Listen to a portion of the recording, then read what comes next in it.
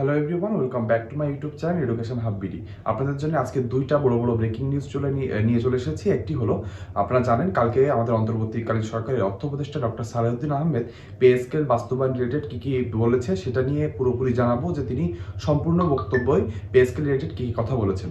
আর একটি নিউজ হলো যে আজকে অর্থাৎ 4ই ফেব্রুয়ারি আমাদের অর্থ মন্ত্রণালয় থেকে কিছু সূত্রের মাধ্যমে আমরা জানতে পেরেছি যে অর্থ মন্ত্রণালয় কি ভাবছে সরকারি চাকরিজীবীদের এই পে স্কেল বাস্তবায়ন নিয়ে, এবং সামনে যে 6 তারিখে ভুখা মিছিলের ডাক দেওয়া হয়েছে সে সকল রিলেটেড সরকারের মহল থেকে কি কি প্রতিক্রিয়া আসছে, এগুলো আমি আপনাদেরকে একের পর এক জানিয়ে দিব।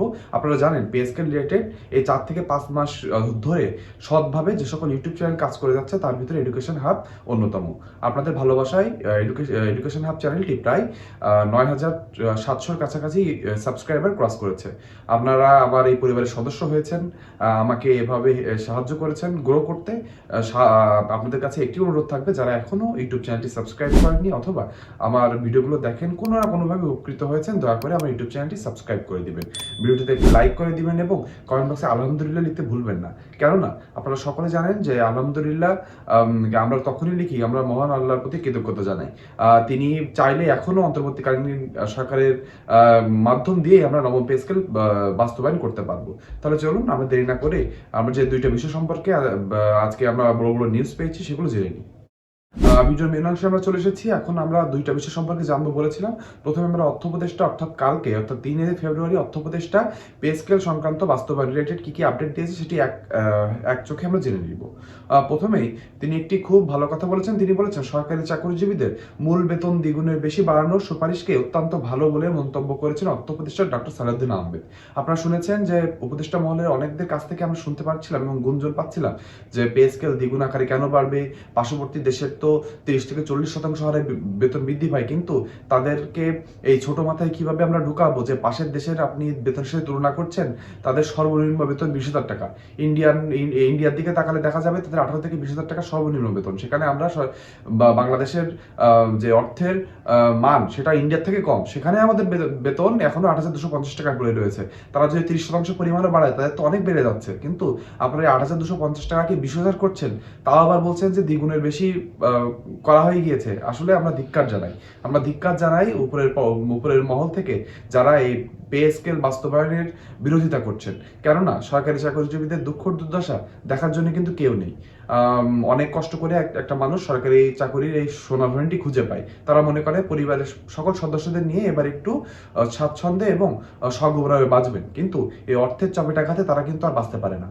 এজন্য আশা করব সরকারের উপরের মহলের সকলের শুভবুদ্ধির উদয় হবে। তারা বুঝবেন সরকারি চাকরিজীবীরা, বিশেষ করে যারা দুর্নীতির দিকে ঝোঁকে না, যারা ঘুষ থেকে দূরে থাকে, তারা কিন্তু এই সৎ পথে সৎ টাকা দিয়ে তাদের পরিবারকে চালাতে চান। আর এই সৎ টাকা উপার্জন করে পরিবারকে চালানো খুবই কষ্টের বিষয়। এরা সেই সৎ টাকা উপার্জন আপনারা যারা করি তারাই ঠিক বলতে পারবো। আমরা বুকে হাত দিয়ে বলতে পারবো যে আমরা এই সৎ টাকা ইনকাম করে কিভাবে অনেক কষ্টে চলি। আমরা আমাদেরই কষ্ট বুঝি, এই জন্য আমাদের নবম পে স্কেলটি খুবই প্রয়োজনীয় হয়ে পড়েছে। অর্থ উপদেষ্টা কালকে আরো বলেছেন, তিনি জানান জাতীয় বেতন কমিশনের সুপারিশগুলো পর্যালোচনার জন্য সরকার একটি কমিটি গঠন করবে। আপনারা অনেকে শুনেছেন এর পর্যন্ত যে অনেকে বলেছে অনেক কমিটি গঠন হয়েছে, কিন্তু বাস্তবায়নের শেষ ধাপে বাস্তবায়নের জন্য যে কমিটিটি প্রয়োজন সেটা কিন্তু এখনো অন্তর্বর্তীকালীন সরকার গঠন করে দিয়ে যাবেই বলছে। তারা বলেছেন যে সুপারিশটি বাস্তবায়নের জন্য প্রয়োজনীয় অর্থ বরাদ্দ রেখে যাওয়া হবে। ঠিক শুনেছেন, কালকে আমাদের অর্থ উপদেষ্টা ডক্টর সালেউদ্দিন আহমেদ কিন্তু এটি বলতে চেয়েছেন যে আমাদের সময় একদম কম থাকার কারণে আমরা বাস্তবায়ন একটি কমিটি গঠন করে দিয়ে যাব, এবং আমরা যে অর্থের বরাদ্দের প্রয়োজন যদি আংশিকভাবে শুরু হয়, আমরা মনে করছি আংশিকভাবে শুরু হবে পরবর্তী যে অর্থ বছর রয়েছে সেখান থেকে, এবং আমরা হয়তো জানুয়ারি থেকে সেটার এরিয়ার আকারে বকেয়াও পেয়ে যেতে পারি। কিন্তু আমরা আশা করছি যে অন্তর্বর্তীকালীন সরকার এই 7 দিনের ভিতরেও যদি চায়, এটি কিন্তু গেজেট আকারে প্রকাশ করে দিয়ে যাওয়া সম্ভব। তিনি আর একটা বিষয় বলেছেন, তাকে জিজ্ঞাসা করা হয় যে সরকারি কর্মচারীদের মূল বেতন দ্বিগুণ হলো, তাহলে এর একটি গেজেট আকারে প্রকাশ করা সম্ভব হচ্ছে না কেন? কিন্তু তিনি কিন্তু বলেছেন, তখনই তিনি জানিয়ে দিয়েছেন যে সরকার প্রয়োজনীয় অর্থের সংস্থান ও সুপারিশ রেখে যাবে, যাতে ভবিষ্যতে বাস্তবায়নে কোনো সমস্যা না হয়। কেন এখনই গ্যাজেটটি প্রকাশ করা যাচ্ছে না তার বিষয়ে তিনি বলেছেন, গ্যাজেট প্রণয়ন খুব সহজ বিষয় নয়। গ্যাজেটে স্পষ্টভাবে উল্লেখ রাখতে হয় কোন খাতে কত টাকা বরাদ্দ দেওয়া হবে। ঠিক শুনেছেন, গ্যাজেট যখনই করতে হয় তখন কিন্তু সুস্পষ্ট ধারণা এবং উল্লেখ করে রেখে যেতে হয় যে কোন খাতের জন্য কত টাকা বরাদ্দ রাখতে হবে। অন্তর্বর্তীকালীন সরকার যেহেতু এখনো তারা অর্থের বরাদ্দর পুরো যে রোডম্যাপ সেটি করতে পারেনি, এজন্যই কিন্তু তারা বিলম্ব করছে নবম পে স্কেল দেওয়ায়। আশা করছি 6 তারিখে সকল লক্ষ লক্ষ সরকারি কর্মকর্তা কর্মচারীরা জাতীয় শহীদ মিনারে অংশগ্রহণ করবেন ভোকা মিছিলে। আমরা সরকারকে নিয়ম শৃঙ্খলার ভিতরে থেকে জানাতে চাই যে সরকারি চাকরিজীবীরা কত দুর্বিষহ জীবনযাপন করছে। আমাদের এই ভোকা মিছিল এবং হাতে খালি থালা নিয়ে যমুনা অভিমুখী মিছিল সারা দেশের মানুষকে জানাবে যে সরকারি চাকরিরা আসলে কতটুকু ব্যথিত হয়ে আছে। এখনই আমরা জেনে নিব শেষ অংশে এসে আর একটা বিষয়, সেটা হলো যে অর্থ মন্ত্রণালয় থেকে কয়েকজন ঊর্ধ্বতন কর্মকর্তারা তাদের কাছে যখন কোশ্চেন করা হয় যে আপনারা তো সকলে জানেন যে পে স্কেলের কার্যক্রম শেষ পর্যায়ে আছে, এটি গ্যাজেট আকারে প্রকাশ করে দিয়ে যেতে চাচ্ছে না অন্তর্বর্তীকালীন সরকার। অন্যদিকে সরকারি চাকরিজীবী যারা রয়েছেন তারা কিন্তু 6 তারিখে একটি ভোকা মিছিলের ডাক দিয়েছেন এবং তারা প্রত্যেক দিন 2 থেকে 3 ঘন্টা কর্মবিরতি দিয়ে বিক্ষোভ সমাবেশ করছেন। তাহলে এদিকে এই বিষয় সম্পর্কিত আপনাদের মন্তব্য কি? অর্থ মন্ত্রণালয়ের যে কর্মকর্তারা রয়েছেন, ঊর্ধ্বতন কর্মকর্তা, তারা কি বলেছেন সেটি আমরা এখন জেনে নিব। সেখানে বলা হয়েছে যে সেখানে বলা হয়েছে অর্থ মন্ত্রণালয়ের কয়েকজন কর্মকর্তা বলেন আন্দোলন করা কর্মকর্তাদের অধিকার, আন্দোলন তারা করতেই পারেন, তবে অতিরিক্ত চাপ সৃষ্টি করলে হিতে বিপরীত হওয়ার আশঙ্কা রয়েছে।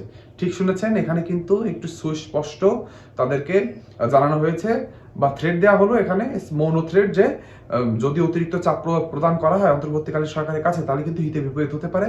দেখা যেতে পারে অন্তর্বর্তীকালীন সরকার হার্ড স্টেপে যেতে পারে এবং তারা সরকারি চাকরিজীবীদের যে চাওয়া পাওয়া রয়েছে সেখান থেকে তারা মুখ ঘুরিয়ে নিতে পারে, এমনই কিন্তু বোঝাচ্ছে কথাটি। তারা এটাও দাবি করে যে নবম পে স্কেল বাস্তবায়নের জন্য অন্তর্বর্তীকালীন সরকার অর্থের সংস্থান করে রেখেছে। তার মানে যে 22,000 কোটি টাকার কথা আমরা জানি, সেই 22,000 কোটি টাকার কিন্তু অর্থের সংস্থান তারা করে রেখেছে, তারা বলেছে। তবুও চলমান আন্দোলনের যৌক্তিকতা নিয়ে প্রশ্ন তুলেছেন তারা। তার মানে তারা বলতে যাচ্ছেন যে অন্তর্বর্তীকালীন সরকার এই বিষয়টি না করলেও তারা অর্থ রেখে যাচ্ছেন এবং পরবর্তী নির্বাচিত রাজনৈতিক সরকারের হাতে তারা যে সুপারিশটি রয়েছে সেটি হস্তান্তর করে দিয়ে যাবে। তাহলে কেন শেষ দিকে এসে এত কিছু হওয়ার পরেও সরকারি চাকরিজীবীরা আন্দোলন করছে? কিন্তু তাদেরকে আমরা স্পষ্টভাবে জানিয়ে দিতে চাই, সরকারি চাকরিজীবীরা কিন্তু ইচ্ছা করে বা মজায় মজায় কোনো আন্দোলনে আসে না। তাদের এই আর্থিক অসঙ্গতি এবং তারা যে দুঃখ দুর্দশায় রয়েছে এবং 11 বছর ধরে তারা যে কোনো পে স্কেল পায় না, এজন্য তাদের পিঠ এখন দেড়ে ঠেকে গিয়েছে। তাদের এখন পিছনে যাওয়ার কোনো জায়গা নেই। তারা যে চুপ করে বসে থাকবে সেটাও তাদের জন্য জ্বালা হয়ে গিয়েছে, কারণ তাদের দুঃখ দুর্দশা তো কেউ শোনার নেই। পরবর্তী রাজনৈতিক সরকার আসলে তারা কি রকম ব্যবহার করবে সরকারি চাকরিজীবীদের সাথে সেটাও কিন্তু কেউ জানে না। আমরা জানি বারবার আমরা রাজনৈতিক সরকারের কাছে ঠকে এসেছি, আমাদের হাতে মূলা ঝুলিয়ে দেওয়া হয়েছে, অনেক প্রতিশ্রুতি নির্বাচনের আগে পরে শেষের দিকে করা হয়, কিন্তু কোনো কিছুই কিন্তু বাস্তবায়নের রূপ দেখে না।